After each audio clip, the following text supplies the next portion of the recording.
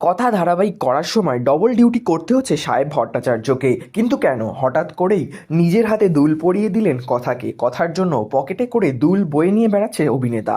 Of screen আর on screen Saheb Bhattacharya আর সুস্মিতাদের সম্পর্কে রসায়ন জমে ক্ষীর, এমনটাই বলছে কথা ধারাবাহিকের অনুরাগীরা। দেখতে দেখতে 1 বছর পার করে দিল জনপ্রিয় ধারাবাহিক কথা। একদম প্রথম থেকেই টিআরপির প্রথমে থেকেছে এই ধারাবাহিক। তবে সব থেকে বেশি নজর কাড়ছে কথা আর এডির রসায়ন, সেটা অফ স্ক্রিন বলুন আর অন স্ক্রিন। অভিনেতা সাহেব এই বিশেষ দিনে বললেন, আগামী দিনগুলো কাজ আরও বাড়লো, দায়িত্ব বাড়লো। শুধু অভিনয় করছি না, অভিনয় শেখাচ্ছি। শুধু নিজের দায়িত্ব নিচ্ছি না, মানুষের দায়িত্ব নিচ্ছি। শুধু নিজেকে পড়ে যাওয়া থেকে বাঁচাচ্ছি না, লোকজনকেও পড়ে যাওয়া থেকে বাঁচাচ্ছি।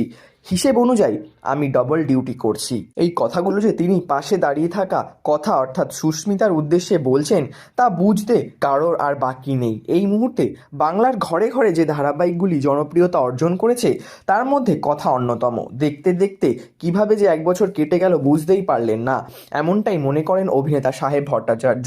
একই অনুভূতি অভিনেত্রী সুস্মিতাদেরও।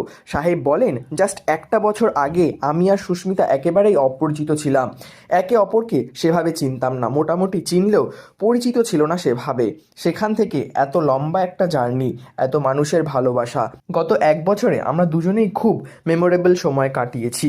অপরদিকে অভিনেত্রী সুস্মিতার কথায় 1 বছর প্রচুর গন্ডগোল করেছেন, কাজে প্রচুর বকা খেয়েছেন, তারপরেও একটা পরিবার পেয়েছেন। স্ক্রিনের ছোটকাকে তিনি অফ স্ক্রিন ছোটকা বলেই ডাকেন।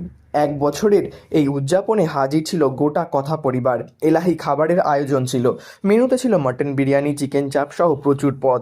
উপস্থিত ছিলেন পর্দার সামনে এবং পেছনের সমস্ত কলাকুশলীরা। কাটা হয় বিশেষ কেক।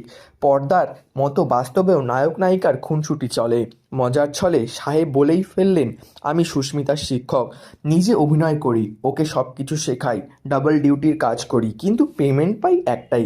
এই কাজের জন্য সুস্মিতা সাহেবকে ধন্যবাদ জানিয়েছেন। এরকমই নিত্য নতুন আপডেটের জন্য আমাদের চ্যানেলটি সাবস্ক্রাইব করে আমাদের পাশে থাকুন। ধন্যবাদ।